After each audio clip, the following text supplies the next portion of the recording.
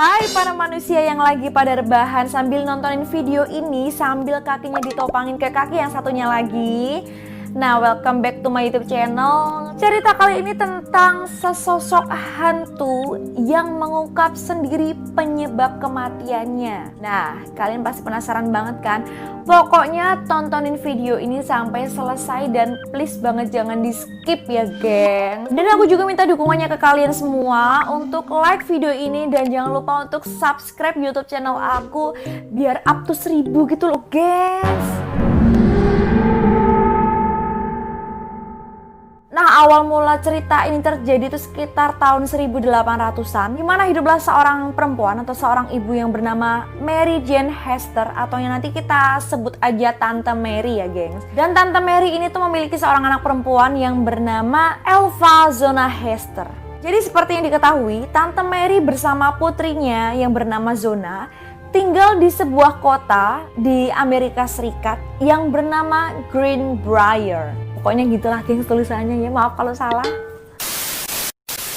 Akan tetapi Zona dan Tante Mary ini sedang mengalami masa sulit pada tahun-tahun tersebut gengs. Jadi ceritanya Zona ini tuh telah melahirkan seorang anak pada akhir tahun 1800-an. Namun gengs, sang kadal tersebut tidak mau bertanggung jawab untuk menikahi Zona. Sehingga wanita muda itu atau si Zona itu tuh membutuhkan seorang suami. Pada tahun 1896, Zona ini bertemu dengan seorang laki-laki yang bernama Erasmus Stribling Trochu. Pokoknya gitulah gengs ya. Dikenal dengan nama Edward Shue, laki-laki ini tuh baru saja sampai di kota Greenbrier dengan tujuan dia ingin mencari kehidupan baru untuk dirinya sendiri sebagai seorang pandai besi. Nah, setelah mereka berdua bertemu, ternyata Edward dan juga Zona ini saling menyukai gengs, dan akhirnya mereka pun berpacaran. Jadi bisa disimpulkan ya gengs, cerita cinta mereka itu nggak serumit kalian yang friendzone-nya kelamaan tapi nggak jadi pacaran karena gebetan udah kebanyakan. Lanjut. Tante Mary yang mengetahui hal tersebut ternyata tidak setuju dengan hubungan mereka berdua gengs, karena insting keibuannya Tante Mary ini bahwa Tante Mary ini masih harus terus melindungi putrinya atau si Zona ini atas kesulitan yang telah mereka berdua lalui sebelumnya. Nah, di sini itu nggak diceritain gengs nasib anaknya Zona setelah dilahirkan. Oke, lanjut. Jadi Tante Mary ini tidak menyetujui hubungan mereka berdua antara Edward dan juga Zona karena Tante Mary ini merasa ada sesuatu yang aneh di diri Edward gengs. Terlebih lagi Edward ini kan termasuk pendatang baru ya gengs ya. Jadi Tante Mary ini tuh merasa bahwa Zona sudah terlalu larut dalam cintanya Edward gengs. Nah, meskipun ada sedikit protes dari ibunya, Zona dan Edward pun akhirnya tetap melangsungkan pernikahannya pada tanggal 26 Oktober 1896. Nah, 3 bulan setelah mereka menikah, tepatnya pada tanggal 23 Januari 1897, Edward menyuruh bocah laki-laki yang berumur 11 tahun bernama Andy James yang merupakan anak laki-laki dari tetangganya Edward dan juga Zona untuk memasuki rumahnya dan menanyakan pada Zona, apakah Zona ingin menitipkan sesuatu yang ingin dibeli di pasar? Tapi ketika Andy memasuki rumah Edward, dia sudah menemukan Zona terbaring di lantai. Tubuh Zona terlentang lurus dengan posisi kakinya menyatu. Salah satu lengannya ada di sisi tubuhnya dan lengan satunya lagi berada di dada. Dan posisi kepalanya menghadap ke salah satu sisi. Andy yang melihat kejadian tersebut pun terdiam dan tidak tahu harus berbuat apa karena ia mengira Zona sedang tertidur. Ia pun coba memberanikan diri untuk mendekatinya dan mulai memanggil namanya. Nyonya Shue? Namun ternyata Zona tidak merespon dan kemudian Andy pun berlari keluar dan segera memberitahu hal tersebut kepada ibunya. Sang ibu pun bergegas dan segera menelpon dokter dan juga koroner di kota tersebut yang bernama Dr. George W. Knapp atau yang kita sebut dengan Dr. Knapp. Namun Dr. Knapp tidak segera tiba di kediaman Edward kurang lebih selama 1 jam. Dan pada saat dia tiba, Edward sudah membawa tubuh Zona yang tidak bernyawa ke kamar tidurnya di lantai atas, gengs. Ketika Dr. Knapp memasuki ruangan tersebut, betapa herannya dia ketika melihat Edward telah memakaikannya pakaian favorit Zona di hari Minggu, yaitu gaun yang indah dengan kerah leher yang tinggi dan kaku. Kalian pasti tahu baju-baju zaman kuno kan, yang bagian kerahnya tegak gitu loh, gengs. Nah, di situ juga Edward menutupi wajah Zona dengan kain yang menandakan bahwa Zona telah meninggal. Lah kok bisa sih? Kan belum diperiksa. Nanti akan ada penjelasannya, gengs. Tonton aja sampai habis, tenang, kalem.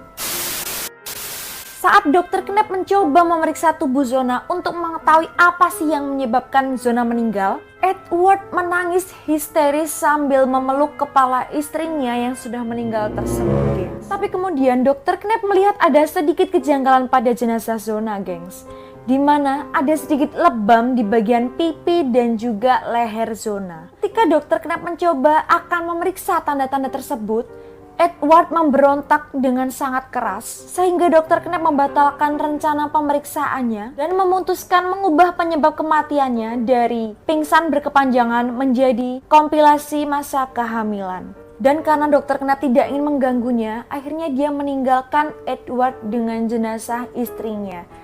Karena saat itu Dr. Knapp beranggapan mungkin Edward ini masih sangat terpukul atas kepergian istrinya. Tapi sekali lagi di sini nggak dijelaskan apakah saat itu Zona lagi hamil atau enggak ya, gengs. Kemudian jasad Zona ini akhirnya dibawa ke rumah masa kecilnya di daerah yang bernama Little Sewell Mountain sebelum akhirnya dimakamkan, gengs.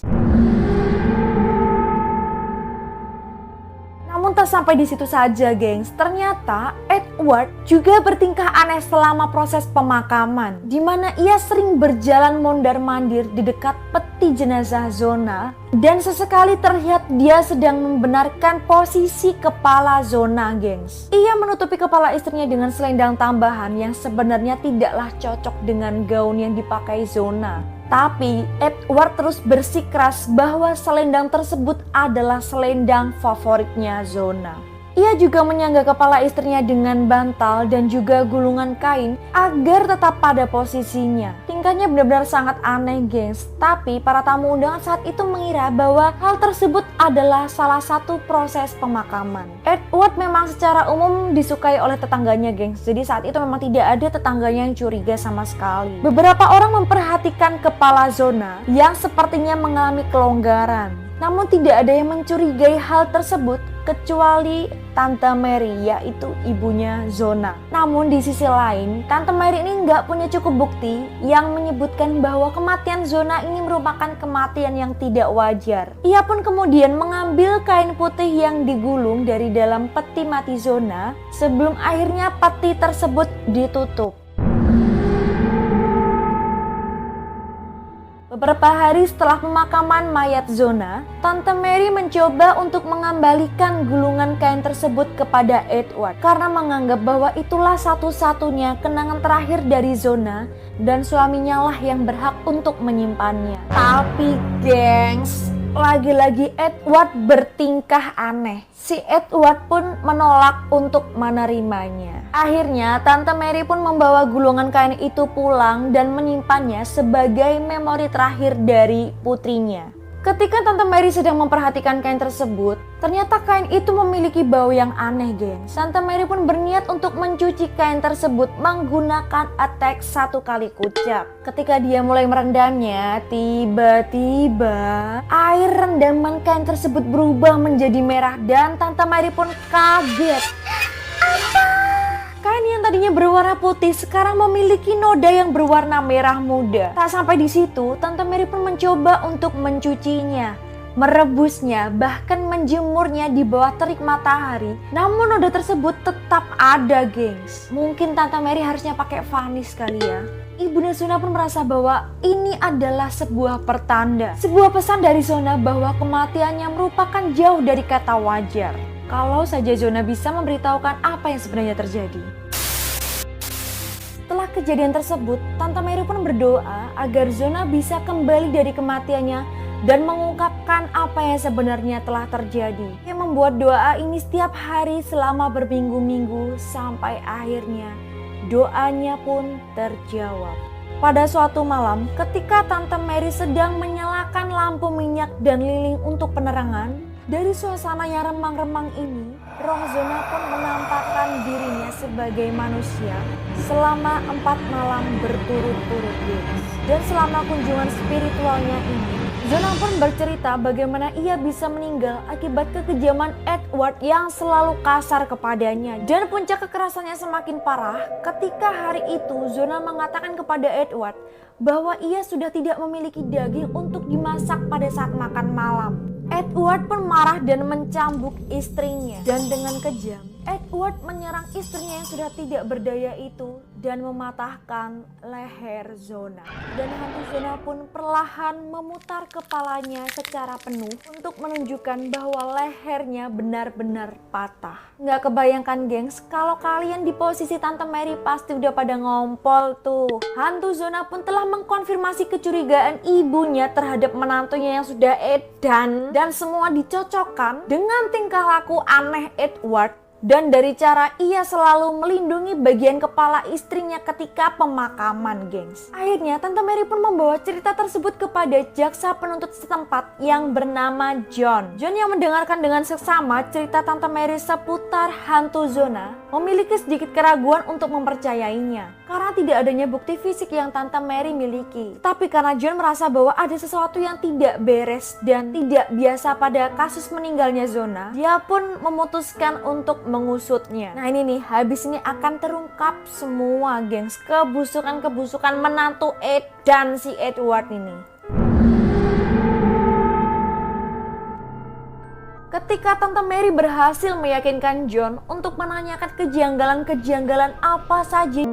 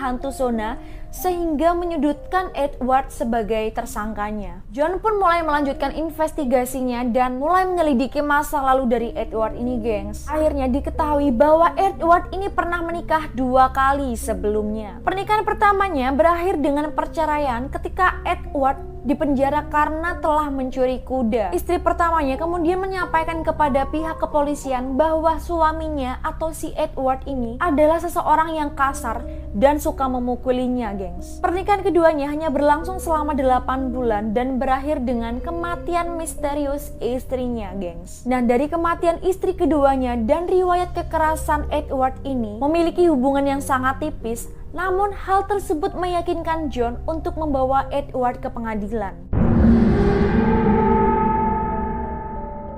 Singkat cerita, setelah